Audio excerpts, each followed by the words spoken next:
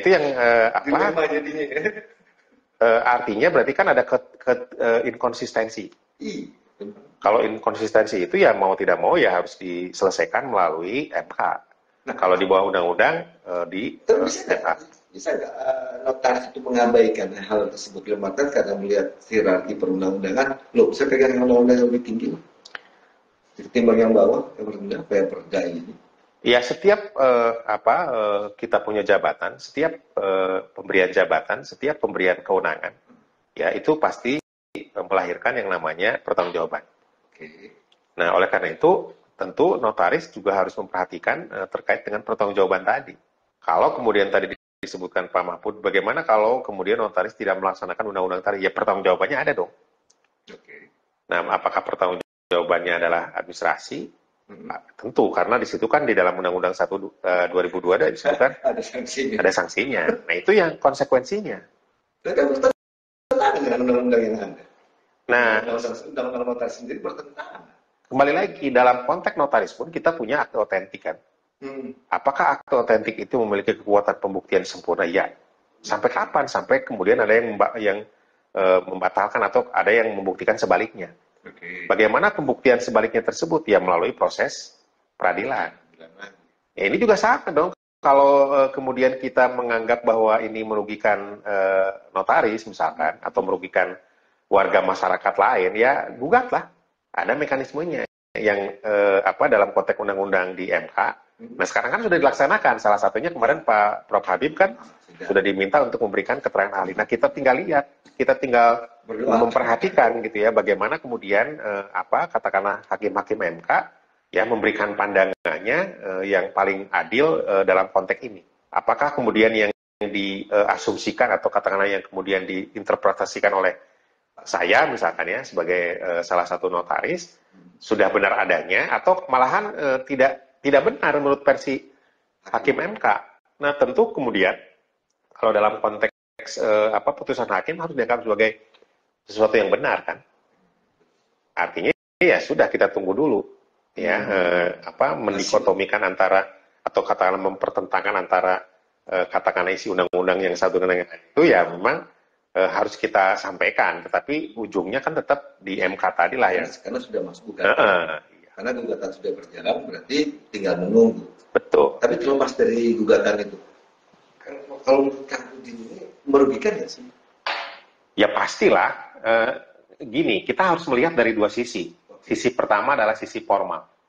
Formal dalam konteks pembuatan undang-undang kan udah pasti melewati proses.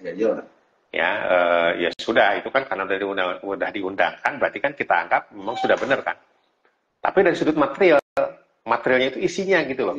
Isinya itu yang kemudian cukup kalau orang kita kok kayak yang enggak yang tidak memperhitungkan regulasi-regulasi yang lain atau undang-undang yang lain.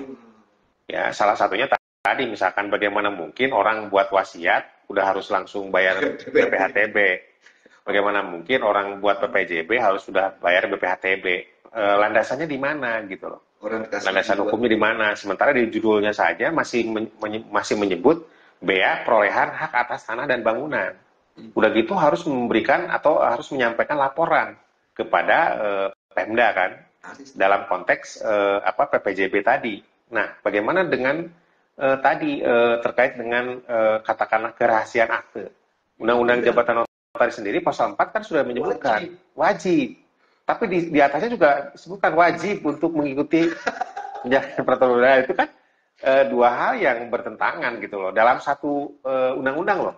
Bertentangan satu pasal dengan pasal. Artinya bagaimana kemudian kita terjadi irisan lah.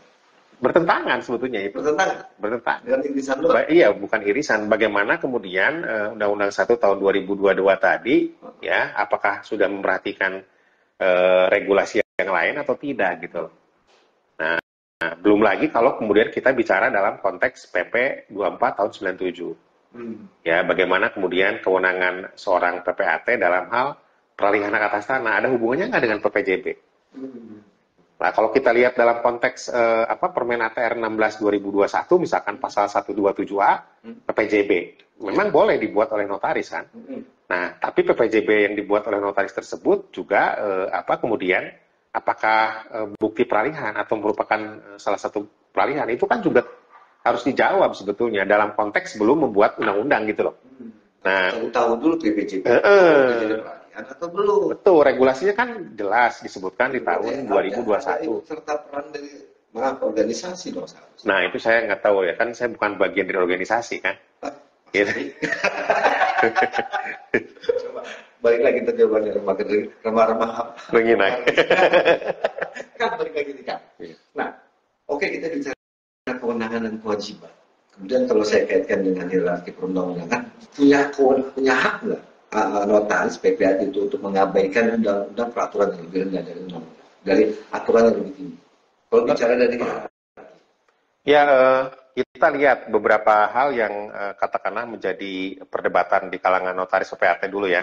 Salah satu contohnya adalah misalkan terkait dengan pembuatan akte keterangan hak mewaris oleh notaris kan gitu ya. Dulu sebelum ada Permen ATR 16 2021 pasal 111 kan pembuatan keterangan hak mewaris oleh notaris itu hanya untuk warga negara Indonesia keturunan Tionghoa. Oh, ada satu Tionghoa. Ya, hanya Tionghoa aja ya. Jadi artinya keturunan Tionghoa dibuat oleh notaris atau di hadapan notaris, yang lain keturunan pribumi maupun keturunan timur asing lainnya, misalkan keturunan India itu hanya bukan oleh notaris. Dibuat oleh BHP kalau yang keturunan India misalkan dibuat oleh para ahli waris dengan diketahui oleh lurah camat kalau yang pribumi. Nah, pada saat kemudian berlaku Permen ATR 16 2021 pasal 11 itu tadi gitu ya. Kan semuanya berubah. Notaris boleh membuat akte keterangan hak mewaris untuk warga negara Indonesia kan. Iya. Tidak lagi dilihat etnisitas. Nah, waktu itu kan gonjang-ganjing, artinya banyak perdebatan terkait dengan notaris itu tidak bisa dong membuat akte untuk seluruhnya kan. Padahal dalam Permen ATR tersebut disebutkan memang untuk warga negara Indonesia. Ya, tapi di mana? Tapi di tempat si pewaris tadi bertempat tinggal pada saat meninggal ya. Jadi artinya kalau seseorang yang kemudian bertempat tinggal di kota Tangerang Selatan, meninggal di kota Tangerang Selatan gitu ya, berarti kan yang boleh buat akte keterangan warisnya adalah notaris kota Tangerang Selatan. Nah, kalau dia meninggalnya di Kalimantan, tapi kan kalau meninggal di Kalimantan, tapi tempat tinggal terakhirnya adalah di kota Tangerang Selatan, berarti tetap notaris kota Tangerang Selatan. Bukan di Kalimantan.